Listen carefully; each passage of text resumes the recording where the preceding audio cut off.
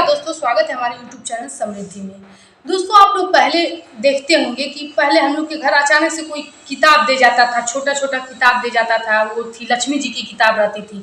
हम लोग छूने से भी डरते थे।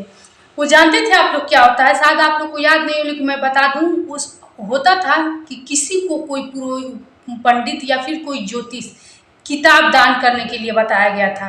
अब आप लोग समझ गए होंगे कि हमारे शास्त्रों में किताब, धार्मिक पुस्तक का दान कितना बड़ा उपाय बताया गया है कि लोग घर घर आकर के बांटते थे। आज मैं इसी से संबंधित आप लोग को बताऊंगी बात।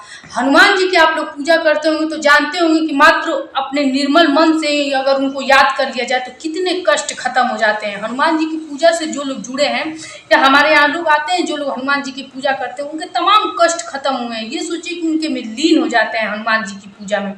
आज मैं हनुमान जी की पूजा के बारे में बात करूंगी। सबसे पहले तो आप लोग मंगलवार और शनिवार को मंदिर जाइए, नंगे पांव मंदिर जाना चाहिए और कुछ बूंदी के लड्डू चढ़ा करके या फिर जो भी हो अपने घर से मीठा चीज कुछ बना करके ही अर्पित करके पूजा करना चाहिए। ये समझ लीजिए कि मात्र दर्शन भी आप लोग कर लिए यदि मंगलवार शनिवार को, तो आपके शरीर के आभामंडल पे जो ग्रह मंडराते हैं वो भी खत्म हो जाएंगे।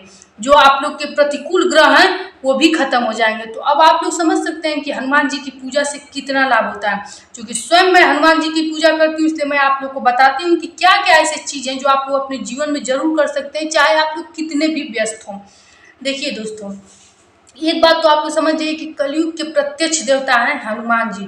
और हनुमान जी की पूजा में इतनी शक्ति होती है कि आप लोग बड़े से बड़ा आप लोग के पास विपत्ति हो, बस उनके आगे जाकर के नतमस्तक हो जाइए, उनके चरण पकड़ लीजिए और उस चरण में लगा करके अपने माथे पर सिंदूर लगा दीजिए। उनके मंदिर से निकलते ही आपको अनुभव होगा कि आपके शरीर से जो कष्ट था सब खत्म हो गया। अब वो जिम्मेदारी हो गई हनुमान जी की। तो दोस्तों, आज का वीडियो जरूर से देखिए कि मैं क्या ऐसा चीज आप लोग को बता रही हूँ कि जो आप लोगों के कष्टों को दूर करने वाला निश्चित रूप से होगा। और आप लोग करके देखिएगा। वीडियो यहीं पे आपकी जो भी परेशानी रहेगी निश्चित रूप से 4 मंगलवार के अंतर्गत ही खत्म भी हो जाएगी। अच्छी लगे तो लाइक कीजिए, चैनल को सब्सक्राइब कीजिए ताकि ऐसी वीडियो की नोटिफिकेशन आपके पास पहुंचते नहीं। देखिए दोस्तों, मैंने बहुत सारे भक्तों को देखा है कि मंदिर में जाते हैं और बैठ करके हनुमान चालीसा का पाठ करते हैं। बहुत सारे को देखे हैं बजरंग बाण का भी पाठ करते हैं, बहुत लोग तो रामायण का भी पाठ करते हैं। अब आप लोग सोचते होंगे कि यहाँ पाठ करने से क्या लाभ होगा, तो आप लोग एक बात देख लीजिए। आपके घर में भगवान है कि नहीं है ये मैं नहीं जानती, लेकिन मंदिर में भगवान इसलिए होते हैं कि वो प्राण प्रतिष्ठित रहता है और लगभग हजारों श्रद्धालु मंदिर में रोज जाकर के पूजा पाठ करते हैं। तो जिस पत्थर को भी यदि आप लोग डेली पूजने लगे तो किसी में शक्ति नहीं है, चाहे कितना बड़ा भी वो रहता है, चोर या फिर से अपराधी, का कह दिया जाए कि इस पत्थर को अपने पैर से मार दो तो थोड़ा सा रोआ तो खड़ा हो ही जाता है। वैसे तो आजकल के जमाने में कुछ भी हो सकता है, लेकिन दोस्तों वहाँ मंदिर में पूजा होता है, इसलिए आप लोग कभी संशय मत कीजिएगा। वहां पर चालीसा पढ़ने का अद्भुत आप लोगों को प्रभाव पड़ेगा।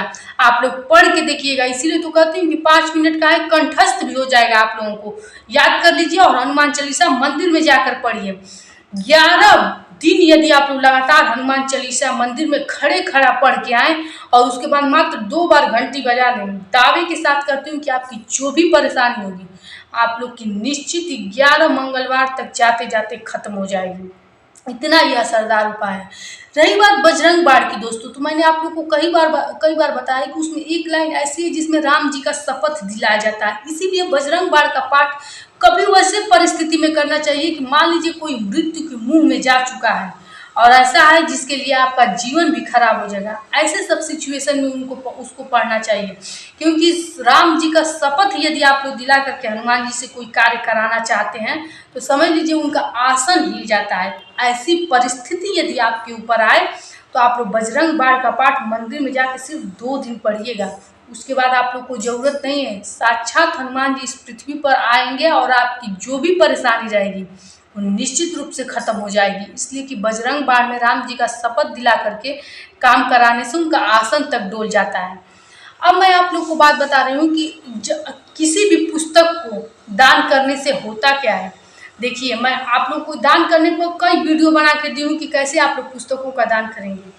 7 चालीसा का किताब ले लीजिए और 7 बजरंग बाण का, दोनों को हर मंगलवार कम से कम 4 मंगलवार के लिए मैं बता रही हूँ आप लोगों को, 4 मंगलवार आप लोग लेकर जाया कीजिए। श्री चरणों में उनके रख दीजिए और पंडित जी से कह दीजिए कि वो सबको बांट दें, जो लोग वहाँ पढ़ने वाले हैं, बैठते हैं पढ़ने के लिए, या फिर उनसे कह दीजिए अपने हाथ से बैठ करके दे दीजिए। जब आपका ये चालीसा जिस दिन से लोग पढ़ना शुरू कर देंगे, जब लोग पढ़ना शुरू कर देंगे, सोचिए आपके शरीर से जितने भी कष्ट हैं धीरे धीरे उतरने लगेंगे दोस्तों। चालीसा का दान ये समझ लीजिए महादान कहलाता है। मैं स्वयं ये सब बातों पे विश्वास करती हूँ और शास्त्र भी कहते हैं कि जितने भी ज़्यादा हो सके, चाहे लक्ष्मी जी का पुस्तक हो, सुंदरकांड हो, हनुमान चालीसा हो, बजरंग बाण हो, रामायण हो, इन सब का दान करना इतना श्रेष्ठकर हमारे शास्त्रों में बताया गया है। आप लोग पर यदि कोई भी परेशानी हो तो हनुमान जी का दर्शन पूजन करने जाते हैं, आप लोग साथ साथ किताब ले लीजिए।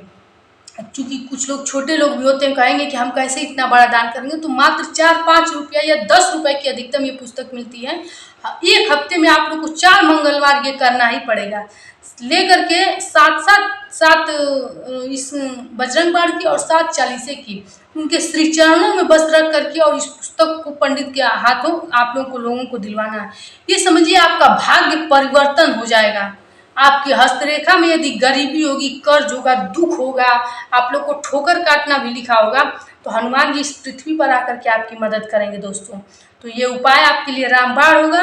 यदि आप अपने कष्टों से बहुत ज़्यादा परेशान हैं तब तो बजरंग बाण का दान कीजिएगा। यदि आप लोग की सामान्य स्थिति है, कर्ज से परेशान है, या फिर से संतान नहीं हो रही है, शीघ्र का विवाह हुआ है संतान नहीं हो रही, या फिर शीघ्र से ही विवाह खोजना शुरू किए हैं विवाह नहीं हो रहे, तब तो चालीसा का पाठदान कीजिएगा।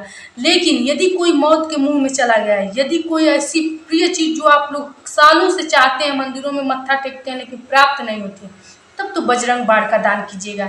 ये 2 पुस्तक के दोनों के अलग अलग महत्व हैं दोस्तों। देखिए, अपने जीवन में कुछ पाने के लिए, आगे बढ़ने के लिए, श्रेष्ठ बढ़ने के लिए, नाम कमाने के लिए, ऊंचा बनने के लिए चालीसा का दान किया जाता है।